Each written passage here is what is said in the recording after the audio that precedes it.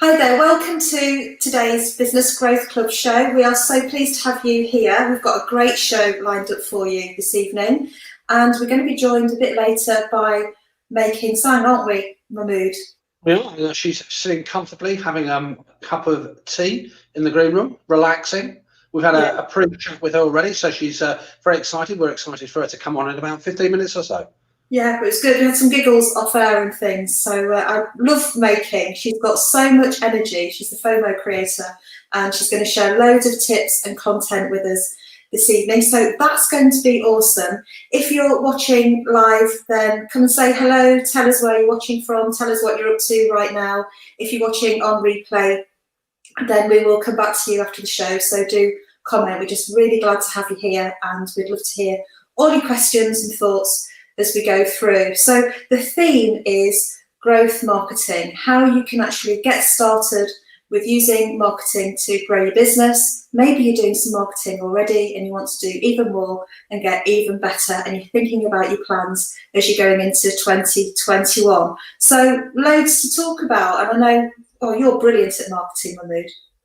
I mean, it's a great topic actually, Jo, and I think growth marketing is like I would say marketing reboot version number 2 here. What I love about this is a great blend of numbers. It's a great bit of creativity. You need to be a bit of a hybrid animal actually, or need a hybrid team to actually really make it work here. And for me, it's like building your tribe, but actually building a sustainable tribe and building a sustainable audience here. So if you do what I call old-fashioned conventional marketing, that has its part to play. But I think where we are now in the 21st century, 2020 going to 2021, growth marketing is probably the new kid on the block that's going to keep your business powering. Definitely, and it didn't do Instagram any harm, did it, when they sold Facebook? So about $2 billion or something ridiculous. Something like that. Yeah, something like that. So, and the thing is, it's never been more accessible, and we can create our own media. We can really get our message out there. The important thing is to be distinctive on message and really know who your customers are. So we're going to have some great conversation this evening. And marketing is something that even if we don't like it, it's really important that we think about how we can do it and get stuck in, because you can have the best product or service in the world, but if nobody knows it exists, or if nobody knows how amazing it is, or if nobody's got a connection with you and your brand, then it really isn't going to take off. And I think, Mahmood, what you've been doing is incredible. We've talked about this before, all the way through lockdown and beyond, going through, keeping people informed, going through all the stuff from the Chancellor, and also just putting out great informative content. Yeah, I mean, it's interesting you say that. It's very nice of you to say so, Jo. But in terms of that sort of content conversation here, I think what I like about it as well, so in terms of growth marketing in particular here, it's a bit of a contradiction. That I don't know if you ever saw that Kevin Costner film, Field of Dreams, that old scrap line that says "Build it and they will come." And I think definitely if you think I've got a great product, it's brilliant, it can do all these wonderful things, I've got a great service. If nobody knows about it, especially in a very crowded, noisy marketplace, you're going to find it very difficult to build anything of reasonableness there as well. I mean, I see that you do that in your sort of innovation space. I do it in my numbers space here. It's about really being customer focused and actually drilling down that. But what I love about it is because it's not just an idea, it's not just about being motivated, it's about processes and techniques that we can bring to it as well. Yeah, it's a long game as well. I don't know if you find the same, but actually I'm getting rewards now for things that I've put, the groundwork in for quite a long time ago. When I look at things like web analytics and followers, but engagement is probably as important and more important than followers and so on. Actually getting leads coming in so that people know, like and trust. They get in contact, and it actually is marketing that generates leads. And of course, marketing has never been easier to measure than it is today with all the social media tools that we've got. And I know you're a big believer in KPIs, as am I. Yeah, I mean, just to flag out some of the things you talked about, like conversions, likes. I hear people say, I'm not a marketer by trade, but likes are what they call vanity metrics. Likes don't pay the bills. Likes don't actually grow the business here. But what you need is to be looking at things, whether it's like the number of people that land on your website, which is going to be a primary goal, hasn't it, to get people to land on a focal point, but measuring those leads, measuring those conversions, measuring the number of inquiries, lots of data that exists there, but it's always being selective about what those numbers actually mean and have value for your business?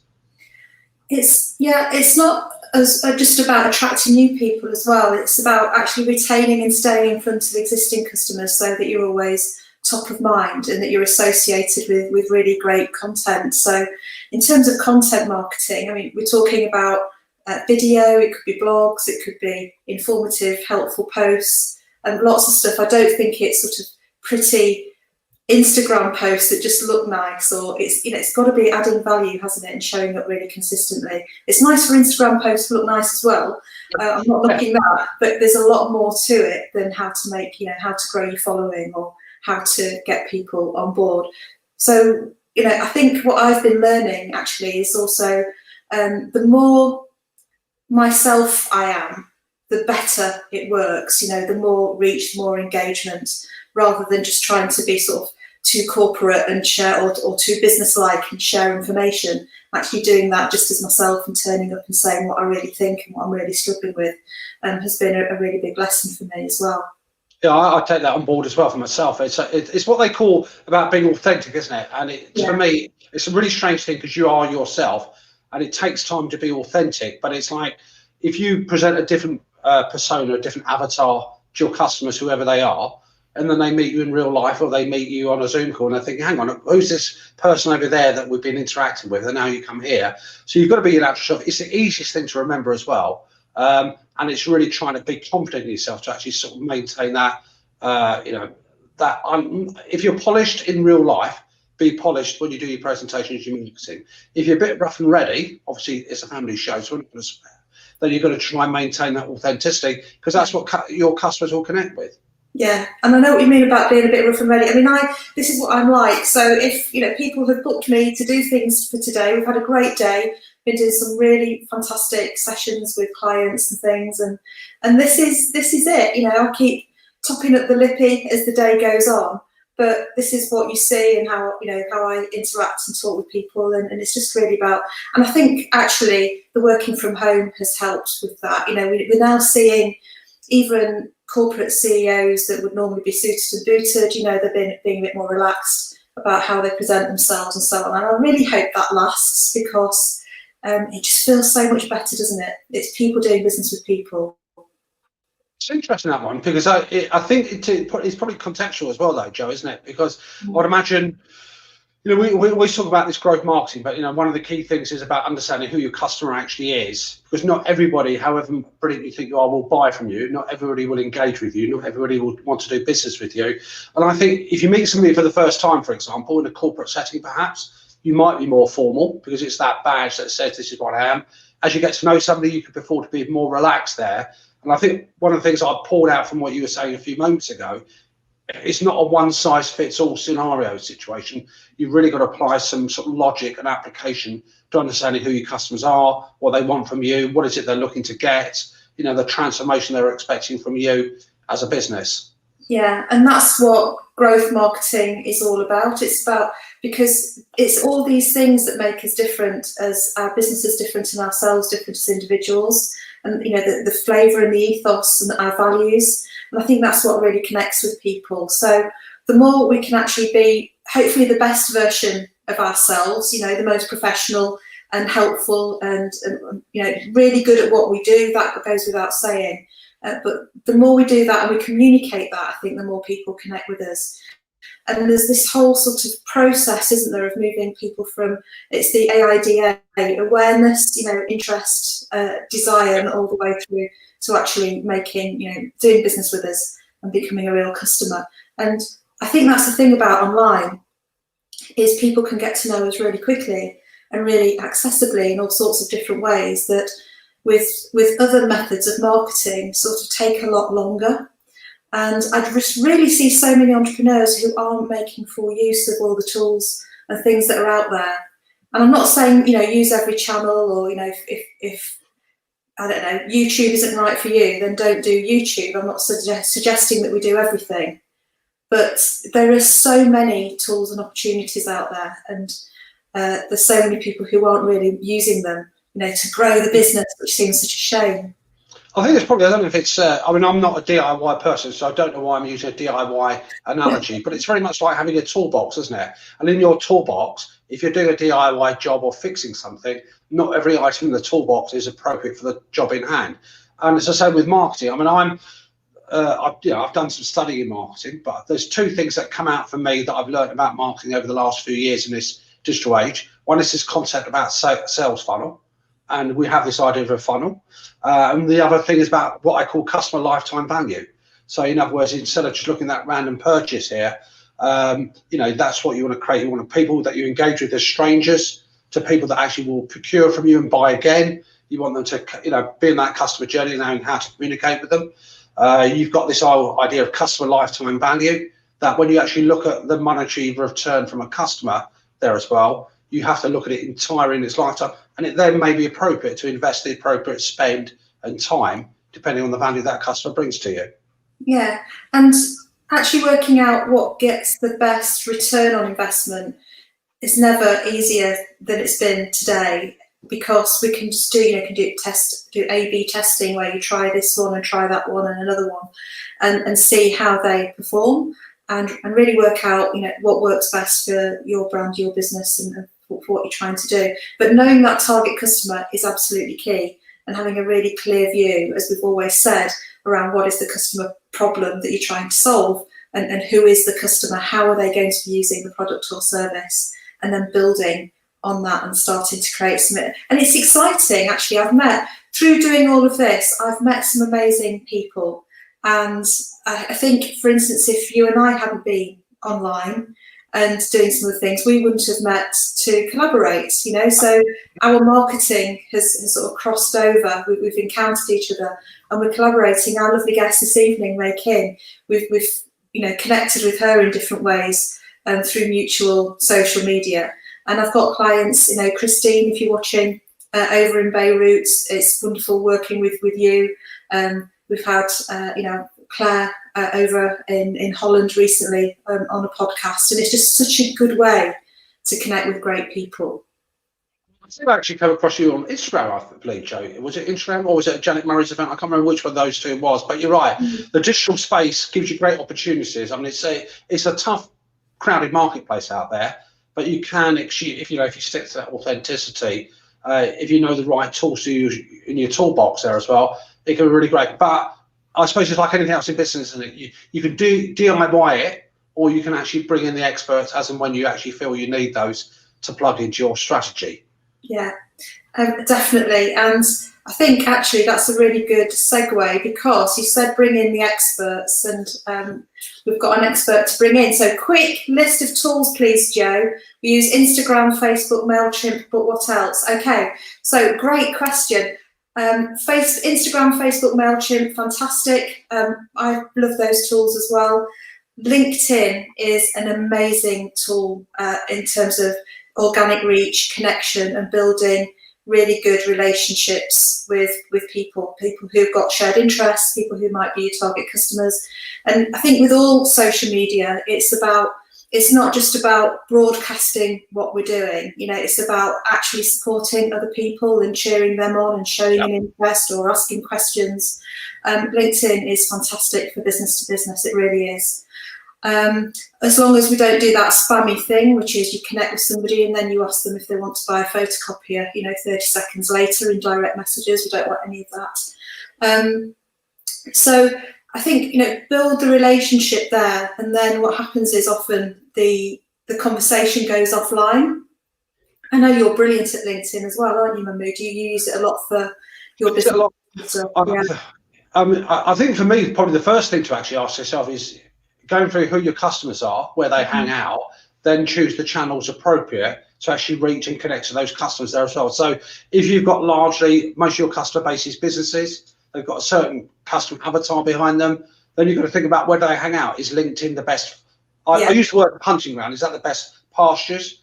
Is it actually that you might find them also on Facebook, on Twitter, on Instagram, TikTok, whatever? So you really got to understand who the customer is, something about them, and then you can actually identify the channels that best connect with them. Yeah, May King is fantastic on Twitter and loves it. There's also something about where you feel like you feel most comfortable. So where are you building the best rapport? Because I think it's so easy just to broadcast stuff out, but actually it's about taking the time to connect and invest in relationships, and so on is very important. But also, through any blogs, content, giveaways, promos, things that you can do like that to get people engaged. I don't know. Let me know. Would you just stick a comment in to tell us if you thought that answered the question? In fact, I'm exploring Pinterest at the moment, Mahmood. Okay. I did touch on that. Yeah, but that's an interesting one. I think they changed the models on that. But was it they say you either focus on 2 or 3 focuses and be very good at them, or if you've got the resources, then you can actually spread your tentacles even further out there. I like the idea that variety you're giving, Jo. There's something I was reading in preparation for tonight. I think it was Airbnb. Airbnb's.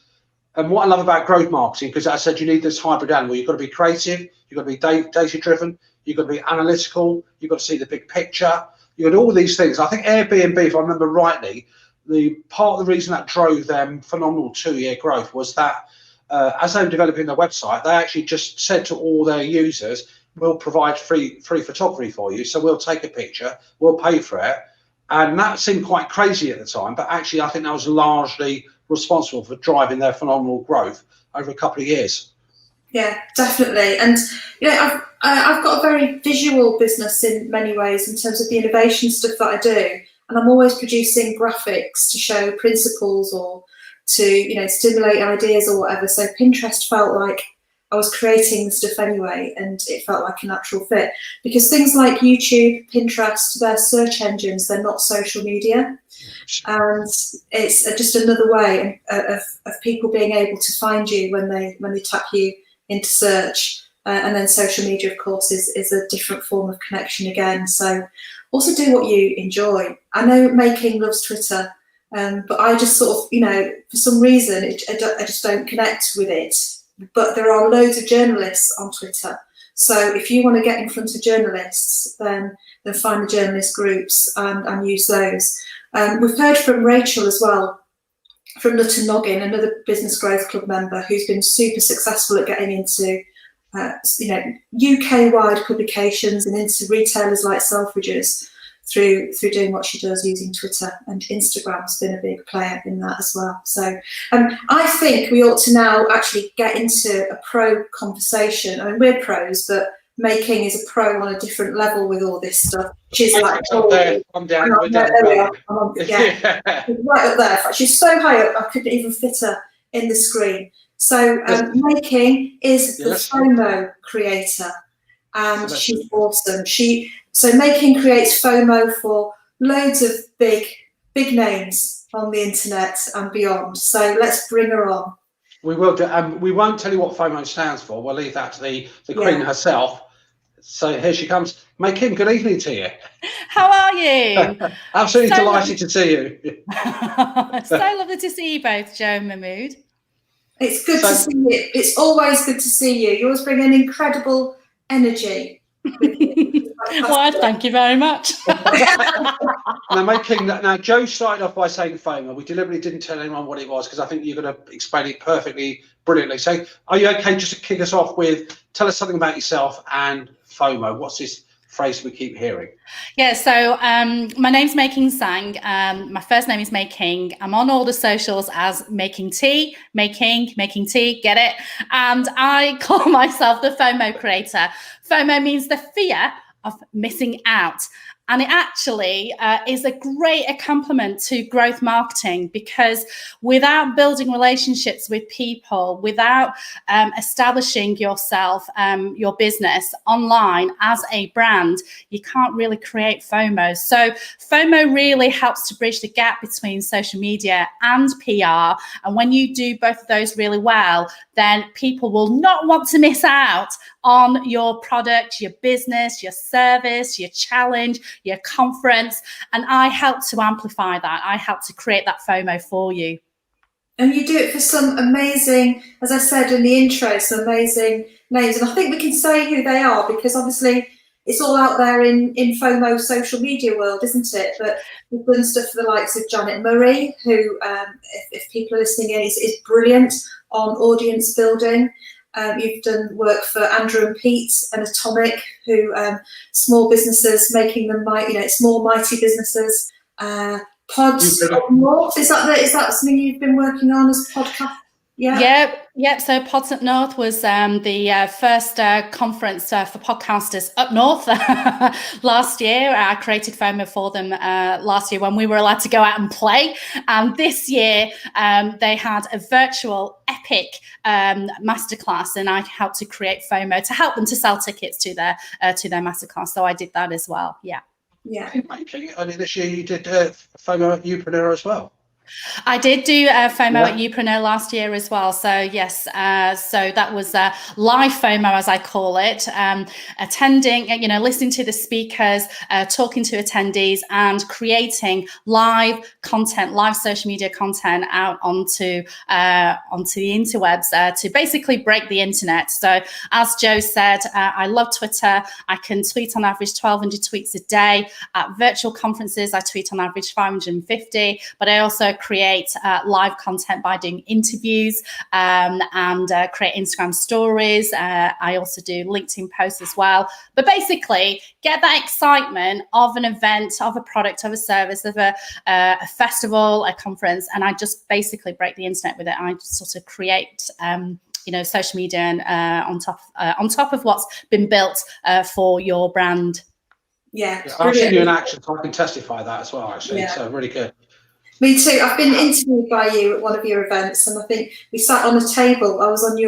You were the expert, and I was on your table, and that's how we met, isn't it? I think it's June, not last year, probably the year before. I don't know. I can't remember.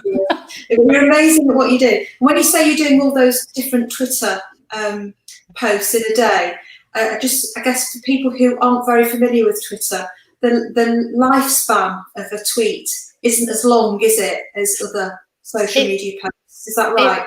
That's right. It's about 28 minutes. However, based on what you were talking about earlier, you were saying about YouTube and Pinterest, you love that, because they're search engines. And, if you want to get onto page 1 of Google, although we don't know what the magic formula is to get onto Google, I'm guessing that if you love Google, Google will love you back. So if you use YouTube, it will love you back. And if you use Pinterest, people go on Pinterest to search for stuff. People, so if you're active on Pinterest, then people will find your stuff. And equally on Twitter, up to 5% of your tweets are actually indexed. So, it doesn't matter how many posts you put on Instagram or Facebook. If people were to search and Google you, it will say that you've got a Facebook page or an Instagram page, but all the content that you've put in there, it won't show up on the page on Google. However, your tweets up to 5% can actually be indexed. So you're increasing your chances of being found on Google, basically. And that's why I love Twitter so much. You also mentioned about journalists. They're always looking for stories, always looking at ways in which they can get a story. And, if you want to appear on TV, on radio, and in national magazines like Rachel has done with Nut and Noggin, then you're increasing your chances by going onto Twitter.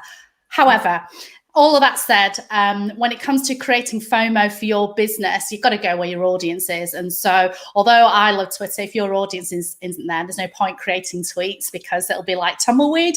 But I've created FOMO for conferences just on Instagram or just on LinkedIn or just on Facebook, going onto Facebook Live. So I've been able to do all of those as well as Twitter.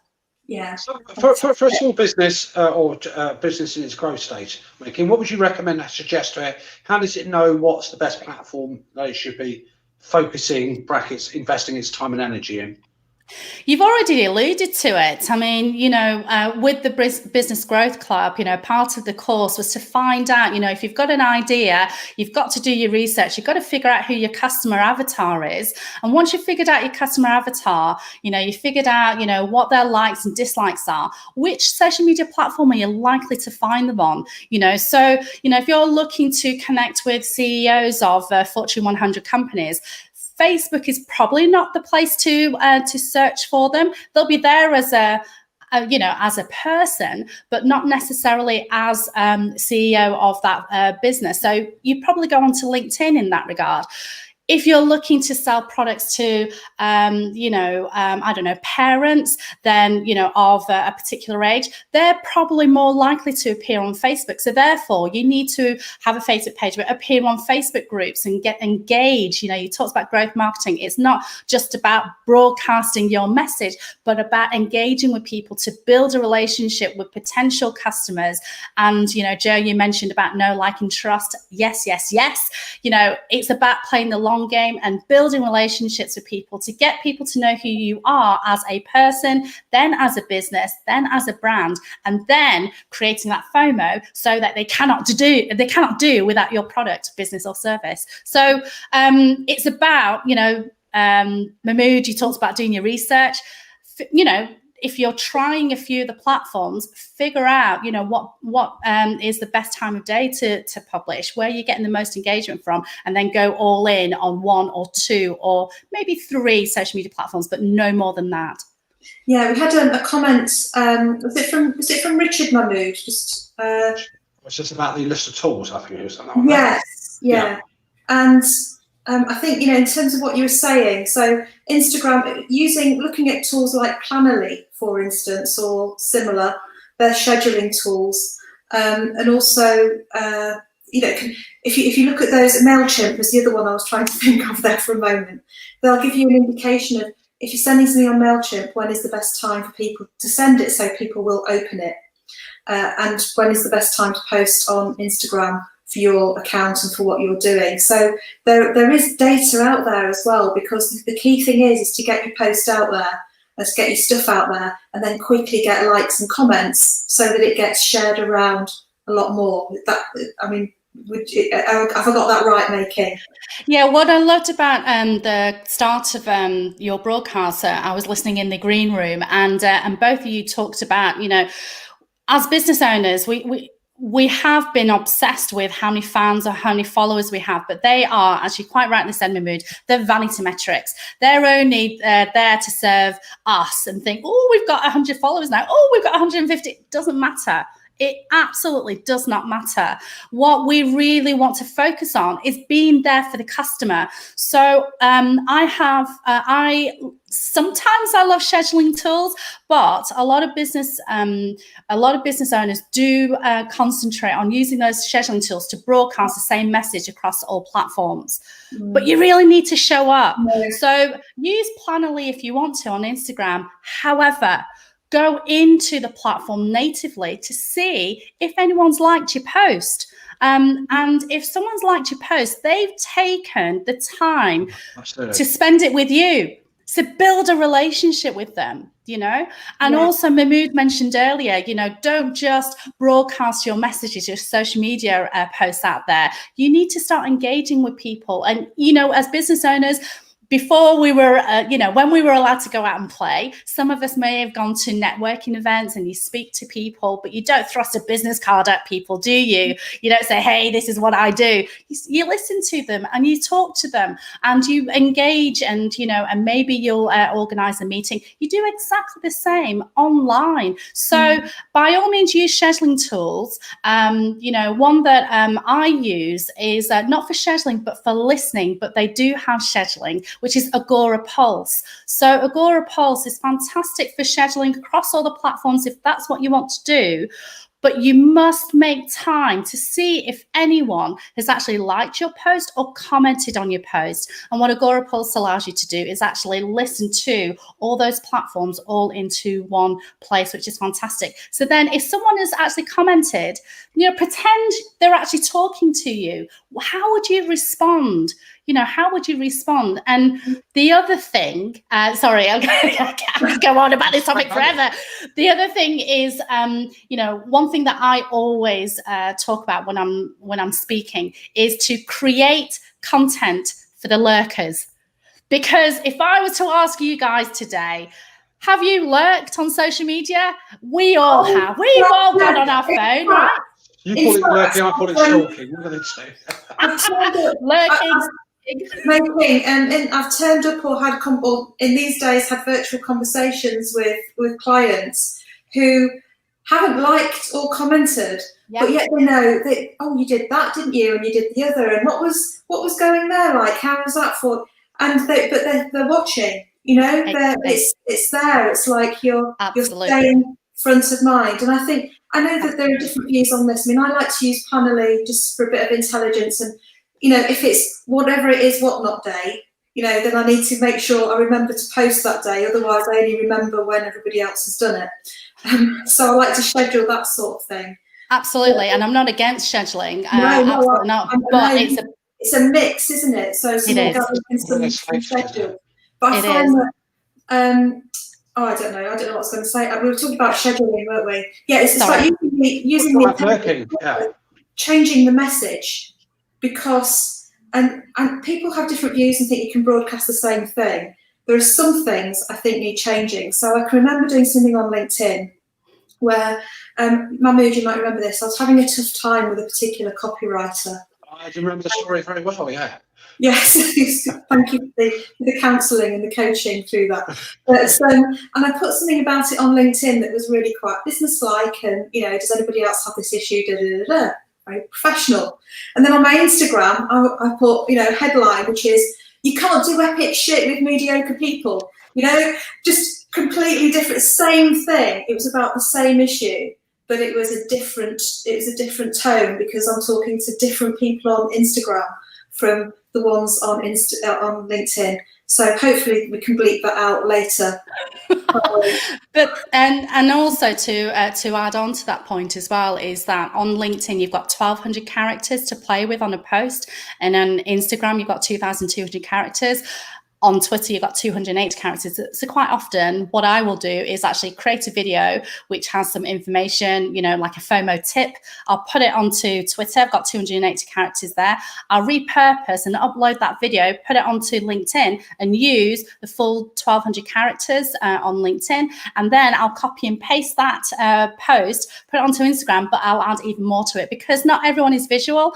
There are a lot of people who are visual. Some people like to read, you know, so service though, you're increasing your chances of being seen by posting onto more than one platform. So by all means, schedule across all the platforms if you want to. But I, like Jo said, you know, sort of change the tone or change the words, or definitely max out the words across each platform to really sort of get the maximum out of potential lurkers. And as Jo said, you know, I've had people lurking just a day when I've been tweeting at a conference.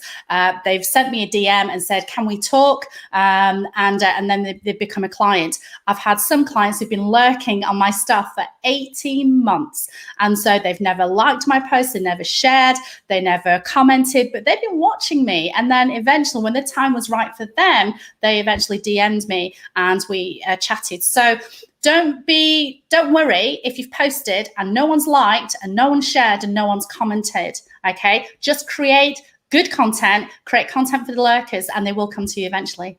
Yeah, I think that element of patience that comes into it as well. It's the long game there as well. I mean, we've all had this experience of, you know, I've spoken to people from several years ago and they've become clients eventually.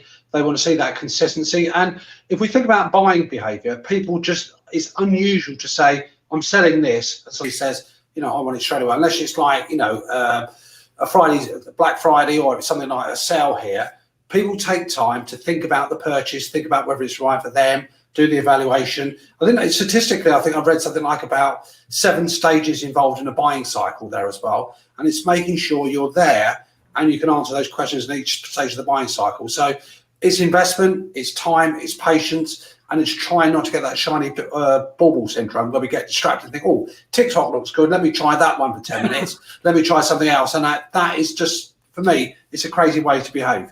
Yeah, it is. It's and I like what you said about the 7 stages of buying. We also need to see the same thing over and over and over. And I think that's why the big brands put so much effort and investment into making sure that if we look at that pair of trainers on one platform, then when we go on, you know, on social media, when we go on to Google or whatever, oh, funny enough, there's those trainers again.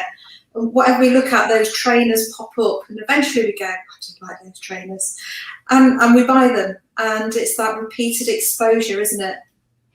Yeah, absolutely. And we can also learn from the big brands as well. Us business owners, we also need to see ourselves as a brand. You know, I came back to the UK 4 years ago, and I've been away for 6 years. I had to restart my business. I had to rebuild my brand. I had to prove that I knew what it is, you know, what I'm talking about. But I can't just thrust a business card online and say, hey, buy my stuff. I had to prove it. So writing LinkedIn articles, engaging with people on Twitter chats and Facebook groups, showcasing what it is I know. And then eventually people did come to me and become my customer. But I saw I used my brand. You know, I tried to get my brand known, and hopefully people know me, they like me, they trust me, they will recommend me or even buy from me myself. Yeah. So there's a reason why I wear this hat. it's memorable. I'm short. I'm 5'3", you know, so, but if you make me laugh, then you'll probably remember my laugh, and that's memorable. But if you don't make me laugh, then how can people see me from across the, you know, across the networking room? It's the hat. I also, you know, I have a memorable microphone. So you know, those are the kind of things that you can help your business to be memorable. But online, when you are, you know, engaging in post, if you are sharing really good information, you are creating a good brand, you know, a brand persona. And if people like you, they know you, they trust you, then they will recommend you. So we need to think of ourselves as a brand. We've had a great question from Richard, who's asked how often or consistent do you need to be with social media posts? And Richard, it says on your logo, if you just hold it up there on screen for a second, it's you're maximising your welding potential. So someone who's in, you know, a business like Richard's, how often? What about if he's busy doing other things? How can he make the most of the time? And any other tips for Richard's business? That's a great question, and it goes back to trying things out and seeing what works and what doesn't. You know, sometimes I'm not consistent. You know, I don't post every day. I post when I've got something that's good, you know, that's good quality to share. But, you know, in the Business Growth Club, I remember Jo and Mahmood talked about outsourcing. So when you are ready to do so, are there some tasks that are repetitive that you could actually outsource so that you can then, you know, work your magic on the stuff that you enjoy and that, you know, that is going to help you grow your business. So try posting, you know, a few times a day. If that doesn't work, lessen it. And then you need to find the times and dates and times. So, for example, Richard, you know, like I said, before 2016, I was in Australia for 6 years. And what I discovered is that they get up at silly o'clock in the morning. So I had to schedule posts at 5 in the morning, because I'm not getting up at 5 in the morning. In order to capture the audience. But if I posted at 9 o'clock in Australia, it would have been too late because they're already out. So when I came back to the UK, I had to go through the process again to try and test to see what was a sweet spot for my audience. And then I would schedule or I would post accordingly. So it's really about trying, testing and seeing what works. There's no shortcuts, basically. Like, I mean, Twitter, it's about, as you say, it's about being on top of it, because the average tweet, like, you know, its shelf life is about 28 minutes, I think you said. But where on LinkedIn, for instance, I'll post, you know, if I post once a week, that's a lot. But what I do is spend a few minutes every day. It could only be 5 to 10 minutes, liking, commenting, supporting other people's stuff. And through that, really building a good quality you know, network of people that I'm interested in. We're interested in each other's stuff. We can help each other and grow it that way. But I'm quite mindful about only posting when I've got something to, you know, that I really want to say. Whereas Instagram, a bit more, you know, your feed is always there, but I think it's just got a higher turnover. Not as fast as Twitter, but still quite high. I think it's also a bit about not being scared to failing. So, you know, you might do something which you think is really brilliant, but actually doesn't land with the audience. It doesn't land with your customers. You've got to turn up. I think that's the key thing. And one thing I know about you, May King, for example, is that what you're known for also, which you haven't mentioned, is that you're very helpful. you share, you help out people when they actually do that. But that's something they remember about you as an attribute there. You've got to do things. Now, I've done stuff, if I look back over the years, which I don't get embarrassed, but I'm thinking, did I really do that? So you don't know if it's going to work until you actually try it. And if you try it, you think it's brilliant in your own head, it may not land in the slices, and it's going to really, really, really do dreadfully. I'm just going to bring in a couple of comments here, if you don't mind, everyone. So I think we recognise this name. So that's Sarah. Absolutely. Let's give Sarah a wave. So great to see you. Great to see you too, Sarah. So Sarah, as you know, Making Business Growth Club member on the show a couple of weeks ago. I didn't see the whole comment, Mahmood. Oh, sorry, my apologies. I'm impatient. My apologies, Sarah. You can chastise me later. Yeah. So currently learning loads, following on from learning the Growth Club. Yes, it's a long game, isn't it? Absolutely. I love Sarah Price's posts on LinkedIn. So Sarah is the director of a community interest company, which is all about children wellbeing education in schools. So she's very creative. So if you've not seen Sarah Price on LinkedIn, go and have a look. And Richard says, great answer, but I think WeldMax needs a May King. Well, we're here first, Richard. Well, you can always join the Growth Club, Richard, and you might be able to make him, who knows, may share some tips. But you're right. And I think that's a good point, by the way, because I think in anything we do, we're going to be looking at efficiency and productivity next week. But for me, as a business, remember, it's not a hobby you've got in your hands. There are certain things, depending on how much you value your own time.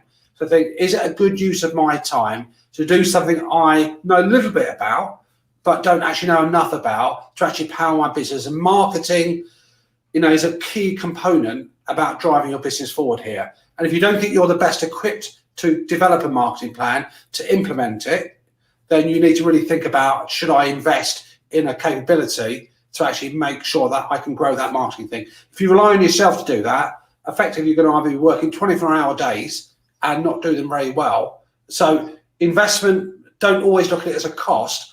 Own the brand, own what you want to do with it, but you've got to really think carefully about investing in that infrastructure. Can I just chip in there, Mahmood, because there are some really great experts, and May King is one of them, who you can use and will help you grow your business and get that organic growth. There are some people who say they are good at it, but they are, they don't know what they're doing. You spend a lot of money and the return is negligible, if any at all. You just wasted a lot of time and money. And people can go on these short courses and badge themselves up as a social media expert, and they haven't got and they haven't got the knowledge. And I think we've probably, well, I've been burnt, I can't speak for you, in the past. So those stops. So yeah. Yeah, so it's about getting recommendations, working with people who are getting results, and also I think it's about developing an understanding of what needs to be done for yourself, so that you know what you're buying and you're not going in really naively and just trusting it all to somebody else who really hasn't got the Scoobies about business in the same way that you have. I feel so much better for getting that off my chest. Thank you for. But it's true. It's true that it's about having an awareness of what the capability of growth marketing is, and think, this is how I'm going to factor it into my business growth. Right. When I come to resource it, when I come to invest in that, is it best that I do it, or is it best that I actually look at options for bringing that resource in? Yeah, you can split it up as well. So it could be that Richard, as the business owner, thinks about the creator, what messages he wants to put across, who he wants to put them across to, and signs everything off, and then somebody else does the job of uploading it, posting it, and keeping on top of the admin side of things. Absolutely. May King, in terms of, can I ask you, I'm going to put you on the spot here. What is it that attracted you to come to the Growth Club in the first place? Let me just ask you to start off with that. Well, because it was the two of you, basically.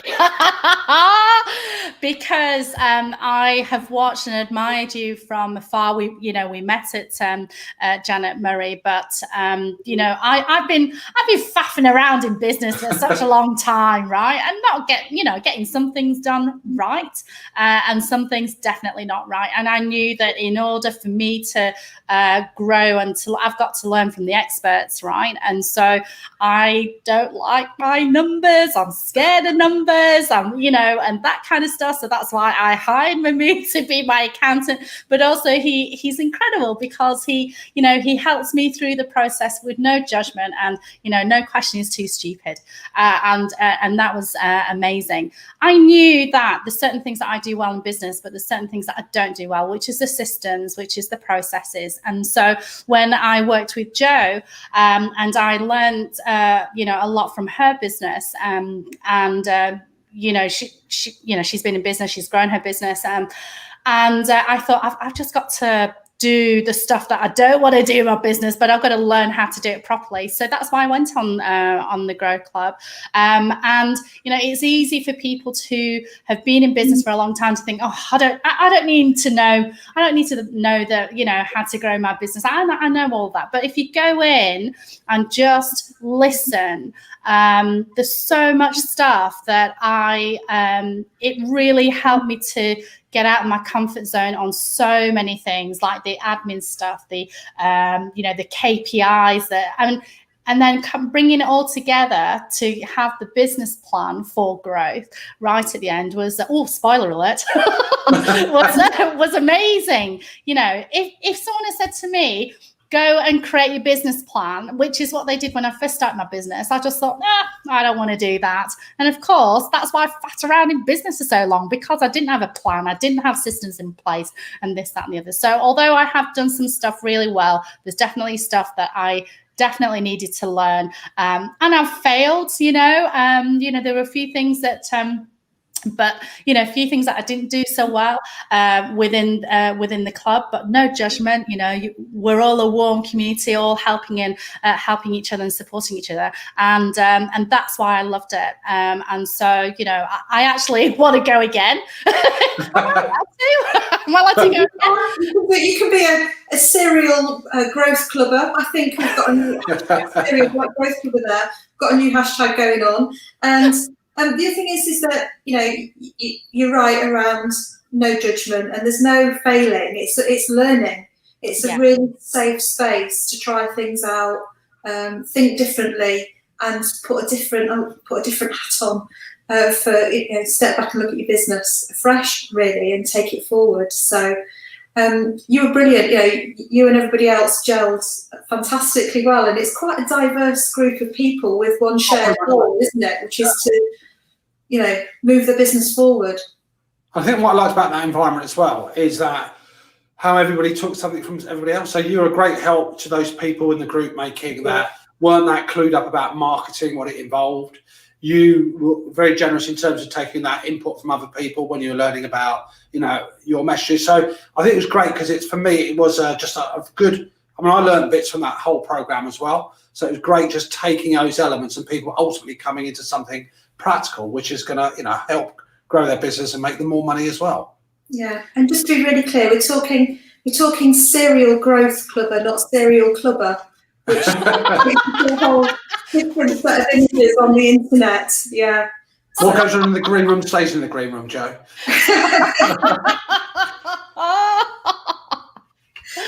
Oh dear. So May King, how if anyone is thinking, gosh, I'm sure they are. I really need a May King in my business, helping me to do FOMO and get the word out there.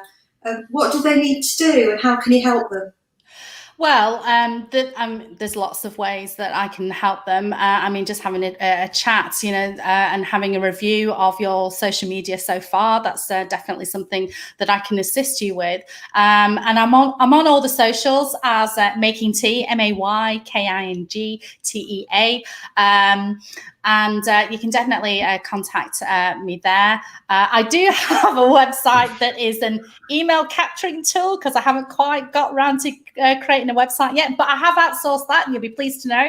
Does that mean I get a gold star next to my workbook? 100%. So FOMOcreator.com. So if you wanted to drop me an email there, by all means. But yes, follow me on Instagram, Twitter, LinkedIn, May King Tsang, connect with me there and send me a private message on any of those social media platforms. You can also contact me there. I can definitely help you either review your social media, or if you've got an event or a product launch or a service launch that you want a bit of FOMO on, then yeah, definitely contact me. Yeah. What's next in the pipeline for you then, May King? What's next in the pipeline? That's amazing. Well, as I mentioned, I've outsourced to getting my website done. And in learning from the Business Growth Club, I really need to work out how to get the FOMO Creator Academy in place. I've had a lot of imposter syndrome this year, and I'm sort of slowly getting over that. So once I've put the tools in place to do that, then I'll be delivering training programs on how social media managers can become a FOMO creator for their clients, and teaching people how to get the best out of social media, but take it to the next level. As I said, FOMO creating bridges the gap between social media and PR, and so it's the next level of social media that I really want to help social media managers to learn to be able to do for their clients. What's awesome is I know that you teach this stuff in universities on university courses. So you're not only doing it, you're teaching it, and you're bringing some really great, live experience examples to people. So is it University of Lincoln? Is that right? Tell me if I get it wrong. That's right. Yeah. So I did a stint there at University of Lincoln. In fact, there was a university in India that saw my stuff on Instagram. Okay. Remember, create content for the Lurkers, and they got in touch with me. And so I'm actually going to be doing a bit of a training session with, I think it's about 5,000 students there, which is quite exciting. So yeah. Brilliant. Well done. That's fantastic. So you're available to train people and teach people or to do things. Richard's saying, brilliant show. Thanks, guys. Richard, it's always fantastic to have you too. We love your comments, and we really hope that this is all helping. I'm sure with May King here that it definitely is. Wow, what a show, Mahmood. Absolutely. So, May King, what would be your top takeaway tip for small, big, large businesses out there? Join the Business Growth Club that's running in January. It doesn't matter. That's a fantastic tip. It doesn't matter whether you've been in business a gazillion years, or you're just starting out, or you've got an idea. They are there for you, So definitely enroll for that, because I'm enrolling again. The second tip is, Mahmood, you've mentioned it. You really need to measure what's working. That's one thing that I didn't do for a long time, but now I've started to measure more. It really, really helps. So measure what works, what doesn't, yeah. There's loads of tips I could give you, but we better stop the show, aren't we? That's fantastic. Yeah, well, May King, thank you so much. You've been really generous all the way through the Business Growth Club, contributing value to everybody, and we always love working with you. So thank you for that, and thank you for taking the time to be with us this evening. It's awesome. So thank you so much for having me, and thanks for your contribution, Sarah and Richard. It's lovely to see you on the broadcast. Super. Okay, thank you very much for that. And I believe, Jo, next week, productivity and efficiency.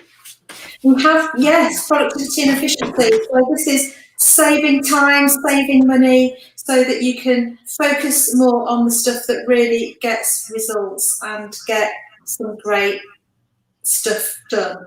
Yeah, and I think we all faff about sometimes. Maybe we've got businesses where we're doing things because that's the way we've always done them, but actually, do we need to do it that way anymore? And also how to lead, some self-leadership stuff coming in there as well. So it's going to be an awesome show.